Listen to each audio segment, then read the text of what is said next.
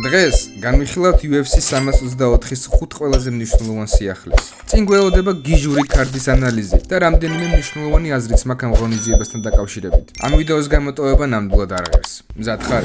დავიწყოთ. ილია თოფურიამ მთავარ ბრძოლას გამოეხმაურა. ილიამ პედის პატარა სოსისი უწოდა და დასცინა იმის გამო, რომ მან 38 წლის კაცის დამარცხება ვერ მოახერხა. ილიას თქმით, პედი მცხოვრების ყველაზე დიდი ჰონორარის მიღების შანსი ხელიდან გაუშვა. მან ჯასტინ გეიჯისაც მიულოცა, თუმცა გააფრთხილა.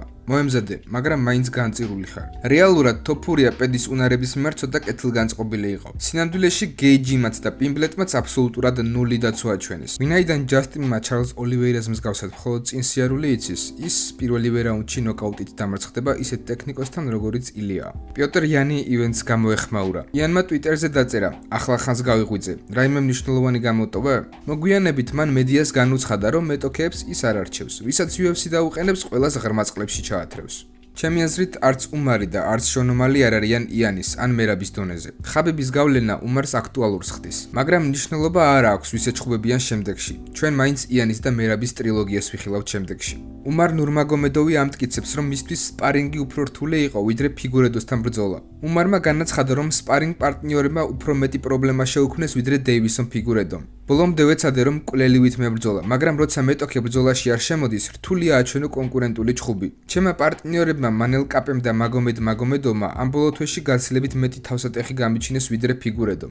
ჩემი აზრით, უმარს დივიზიონში ერთ-ერთი ყველაზე მარტივი მეტოქე შეხვდა და მაინც ვერ მოახერხა დომინანტური ფინიში. ფიგურედო სენთეგენთან ბრძოლაში მიღებული ტრამვის გამო აშკარად შეზღუდული იყო და სიმართლე რომ გითხრათ, ეხლა გულით მჯერა, რომ ასე გიმარტივდება გზა, როცა ხაბიბის ნათესავი ხარ. აი ჩაუნიშნოთ ბრძოლა შუგაშონ ომალის წინააღმდეგ. მართალია უმარი ბოლომდე არ დაიტესტება, რადგან ომალის ისეთი კარგი გრეპლინგი არ აქვს, მაგრამ მაინც სერიოზული გამოცდა იქნება. შენ რას ფიქრობ? დამიწერე კომენტარებში. ჯინ სილვას ვირუსული სალტო. ჯინ სილვამ ბრძოლის დროს გიჟური აკრობატული ილეთი შეასრულა. ამ ილეთს რას დაარქმევდი? ტიპი იმინა აბსოლუტური გიჟია. ვაღიარებ, რომ ის ოფიციალურად ჩემი საყვარელი პერსონაჟია UFC-ში. ჩემგან დიდი მილოცვა ასევე არნოლდ ალენს. მარცხის მიუხედავად ის წარმოუდგენლად კარგად გამოიყურებოდა ასეთი მაღალი დონის ბრძოლაში.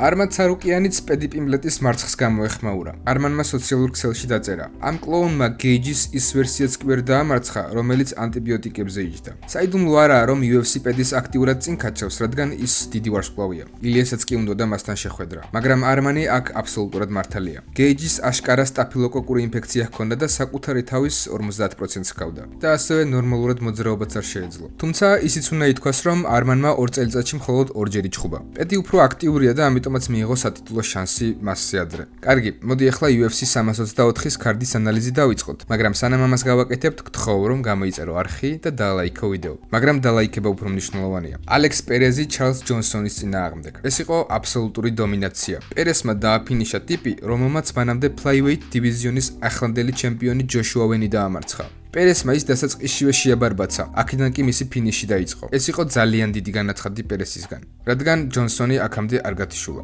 ნიკიტა კრილოვი მოდესტას ბაკაუსკასის წინააღმდეგ. მოდი სიმართლეს გეტყვით, ამ ბრძოლის ყურება ძალიან რთული იყო. ისეთი შეგრძნება მქონდა, თითქოს ორივე 5 რაუნდიან ბრძოლაში ჩხუბობდა და ბოლო საჩემპიონო რაუნდებისთვის ემზადებოდნენ. საშინელი ბრძოლა იყო. კრილოვი სამივე რაუნდს გულებით იგებდა, რამაც აიძულა ბაკაუსკასი გაერისკა და წინ წასულიყო მესამე რაუნდის ბოლოს. ამან გამოიწვია მისი ბოლო წამებში ნოკაუტი. ატება გოტიე ანდრეი პულიაევის წინააღმდეგ. ახალგაზრდა ტალანტების ფანტასტიკური დემონსტრირება იყო ეს ბრძოლა. გოტიეს მომაკვდინებელი ძალა აქვს. პულიაევს კი საოცარი სიზუსტე და ხასიათი ჰქონდა. გოტიემ პულიაევი ყველა რაუნდში დაანოკდაუნა, მაგრამ ანდრეი ბრძოლაში დარჩა და 23 წლის ბიჭი თითქმის დაშალა. ეს გოტიესთვის გაკვეთილი იყო. არ შეიძლება რომ მხოლოდ ერთი ილეთის ხარჯზე გახვიდე, ან ერთი კომბინაციის. და დაცვის პრობლემაც ჰქონდა. მართალია ჩემთვის სულ ერთი უნდა იყოს ვინ მოიგებდა, მაგრამ უფრო გოტიეს გულშემატკივრობდი. მაგრამ მისმა ამ გამოსვლა მაჩვენა, რომ ამ 23 წლის ბიჭს ძალიან ბევრი აქვს სასწავლი. უმარ ნურმაგომედოვი დეივისონ ფიგურედოს წინააღმდეგ. ეს ბრძოლა არ გავდა საჩემპიონო დონის ბრძოლას. უმარმა მართალია მოიგო, მაგრამ კითხვები მაინც დარჩა.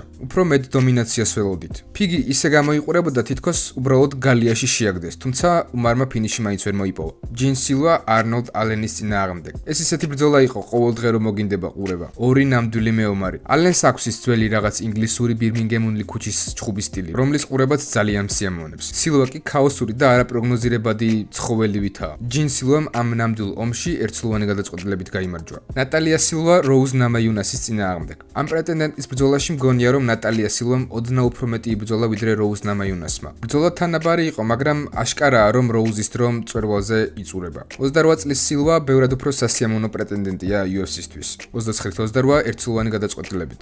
ვალდო კორტეს აკოსტა დერიკ ლუისის წინააღმდეგ. ამ ბრძოლის დროს სუფეხზე ვიდექი. აკოსტას ძალიან კარგი ჯები ქონდა და ზუსტადაც არტყამდა ლუისს. მეორე რაუნდისთვის ლუისი ძალიან დაცლილი ჩანდა. ძალიან სუსტი დარტყმისგან წაიქცა და ground and pound-ით დასრულდა ბრძოლა. მართალია აკოსტა ახალგაზრდა აღარ არის, 34 წლისაა, მაგრამ ძალიან საშიში პრეტენდენტია და ძალიან დიდი მომავალი აქვს. შონ ომალი სონგ იადონგის წინააღმდეგ. ომალიმ ჩემი აზრით რეალურად მესამე რაუნდის მხოლოდ ნახევარი იჩხუბა და ეს ნახევარი მოიგო, მაგრამ მაინც გამარჯვებული გამოვიდა. ომალი მესამე რაუნდში ისე შევიდა, დარწმუნებული ვიყავი მას ფინიში ჭირდებოდა. თვითონ ბრძოლა ძალიან დიდი იმედგაცრუება იყო ჩემთვის, მაგრამ ერთი რამე დამტკიცდა. ბანტამვეით დივიზიონში პიოტერ იანის და მერაბის დომინაციის ხანაა დამდგარი. მთავარი ბრძოლა პედი პიმბლეტი ჯასტინ გეიჯის წინააღმდეგ. პედიმ ძლიერად დაიწყო, მაგრამ დაცვის არ ქონა საბოლოოდ უღალატა მას. გეიჯის 50%-იანი ვერსიაც კი, რომელსაც ყელზე არსებული რაღაც ინფექცია ქონა და სავარაუდოდ არმანი მართალია, რომ ანტიბიოტიკებით იბრძოდა. საკმარისი აღმოჩნდა დომინაციისთვის პედიზე. მართალია, რომ პიმბლეტს ლეგენდარული ყბა აქვს, მაგრამ ბუნებას ვერ მოატყუებ. ჩემი აზრით, შენ უნდა იყო ტექნიკური მანიაკი,